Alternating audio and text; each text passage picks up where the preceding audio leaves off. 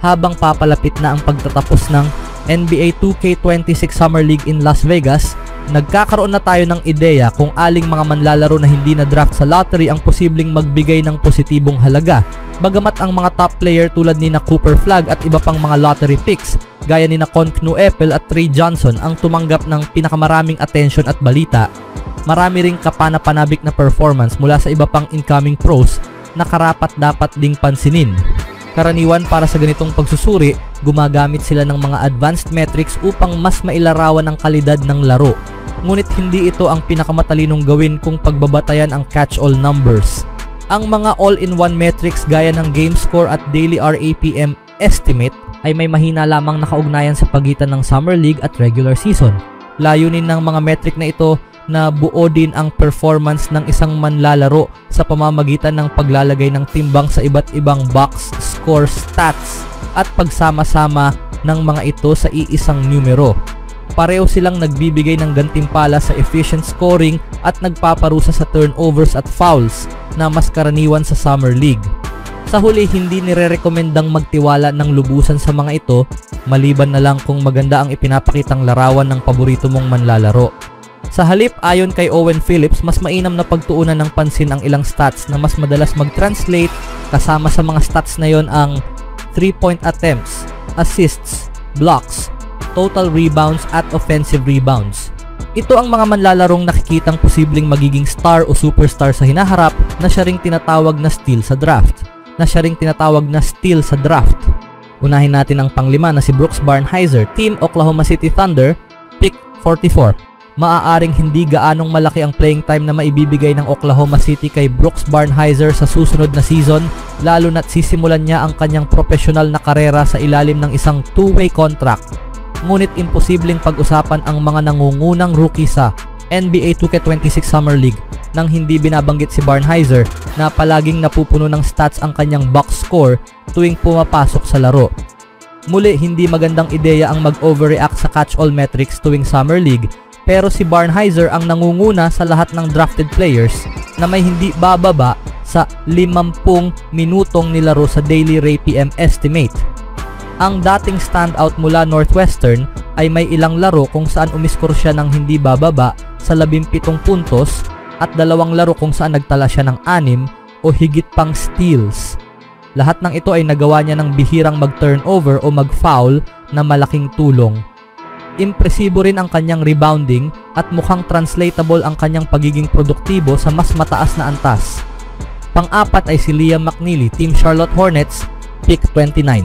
Isang nakakagulat na impressive na performance ang ipinakita ni Liam McNeely sa NBA Summer League. Siya ang pumapangalawa lamang kay Clifford sa game score, 19.2, sa hanay ng mga rookie na may hindi bababa sa 50 minutong nilaro. Ang dating forward mula UConn ay may 8.7 3-point attempts per 36 minutes. Ikalima sa pinakamarami sa mga drafted players na may 50 plus minutes played. Malakas din siyang kumukuha ng rebounds para sa kanyang posisyon. May average na 11 rebounds per 36 na minuto, ika-6 sa mga drafted players. Nagpakita rin siya ng ilang impressive na passes, kabilang ang isang alley-oop connection sa kapwa Hornets rookie na si Ryan Kalkbrenner. Mukhang nakahanap ang Charlotte ng malaking value sa dulo ng first round sa pamamagitan ng Big East Freshman of the Year at former McDonald's All-American na ito. Ang pangatlo ay si Nicky Clifford, Team Sacramento Kings, pick 24.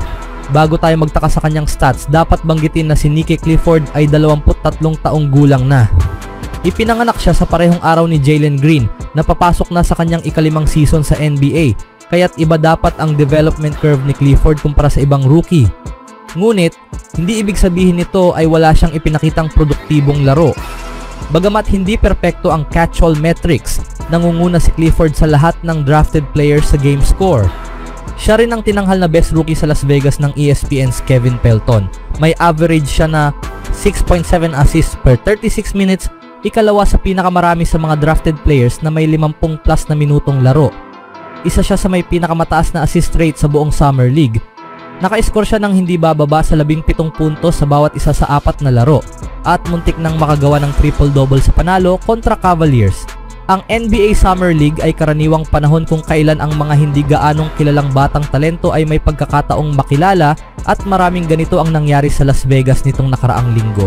Syempre, mayroong 31-point explosion si Cooper Flagg na pumukaw ng atensyon ng marami, pero marami ring ibang rookie at second-year players ang nagpakitang gilas sa Vegas. Sa pagsisimula ng semifinals ngayong Sabado, 4 na koponan na walang talo ang maglalaban para sa corona sa Las Vegas, kabilang na ang Sacramento Kings. Ng 4 na panalo at walang pagkatalo sa Summer League, sapat para makapasok sa playoffs. Pinangunahan ng Kings ng isang impressive na grupo, pero ang tunay na standout ay ang rookie guard na si Nick Clifford. Sa 4 na laro, nag-a-average si Clifford ng 50 plus minutes per game. Isa siya sa may pinakamataas na assist rate sa buong Summer League, 18.5 points, 6.5 rebounds, 5 assists, at 1.3 steals per game, while 58.3% field goal, 52.9% 3-point shooting, 69.2% free throw shooting splits. Isa si Clifford sa mga pinakamahuhusay na manlalaro sa buong Summer League at pinuri siya ng ESPN analyst na si Kevin Pelton na tinawag siyang pinakamahusay na rookie sa Vegas. Inilathala ni Pelton ang kanyang ranking ng best rookies in Vegas kung saan nasa number 1 si Nick Clifford, kasunod ni na Cooper Flagg Dallas Mavericks at Liam McNeely Charlotte Hornets. Ang 23 taong gulang na si Clifford ay isa sa mga pinaka-polished na rookie sa batch na ito, dala ng kanyang 5 taong karanasan sa kolehiyo. Ang kanyang stats sa Vegas ay hindi madaling panatilihin, pero ang kanyang matalinong playmaking ay magiging isang lakas, lalo na kung patuloy na igagalang ng depensa ang kanyang jumper, ani ni Pelton.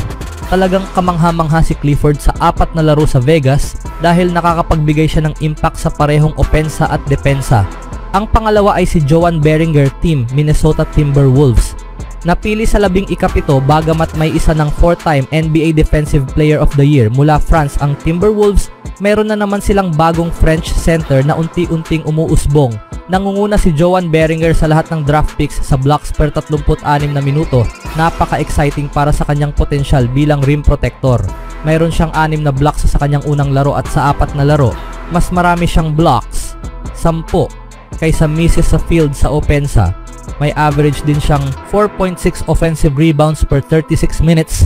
Ang pangalawa ay si Joan Beringer, team Minnesota Timberwolves, napili sa 17, ikalawa sa lahat ng drafted players. Kailangan lamang niyang bawasan ng fouls, nagtala siya ng 7 sa huling 2 laro, pero inaasahang maaayos ito sa paglipas ng panahon. Hindi man siya reinventing the wheel, pero sa taas ng kanyang 7 feet 4.50 inches wingspan at 9 feet 3.00 inches standing reach, malinaw ang posibleng ibalik niyang halaga sa Minnesota. At ang una ay si Young Hansen, koponan Portland Trail Blazers, napili sa 16 sa draft. Maaaring si Young Hansen ang pinakakapanapanabik na rookie sa buong NBA 2K26 Summer League. Noong una, itinuring siyang pinakanakakagulat na pick sa year 2025 NBA draft. Pero mabilis siyang naging isa sa mga pinaka-inaabangang prospect sa Las Vegas. May average siyang 3.3 blocks per 36 minutes, pangalawa sa lahat ng drafted players. Nagtala siya ng multiple blocks sa lahat ng laro maliban sa isa. Bilang playmaker, may ilang laro na rin siyang nagtala ng hindi bababa sa 5 assists, 5.5 assists per 36 minutes. Ikawalong pinakamarami sa mga rookie na may hindi bababa sa 50 minutong nilaro. Mas nakaaaliw pa rito, nag-attempt siya ng hindi bababa sa isang 3-pointer per game, kabilang ang hanggang 6 na tira mula sa labas ng arc sa isang laro bilang starter. Ipinapakita nito ang kanyang kagustuhang i-stretch ang floor, bagay na makatutulong sa pag-fit niya sa tabi ng mga big man ng Portland tulad nina Donovan Clingan at Robert Williams. Anong masasabi niyo sa mga draftee na ito, mga kaibigan?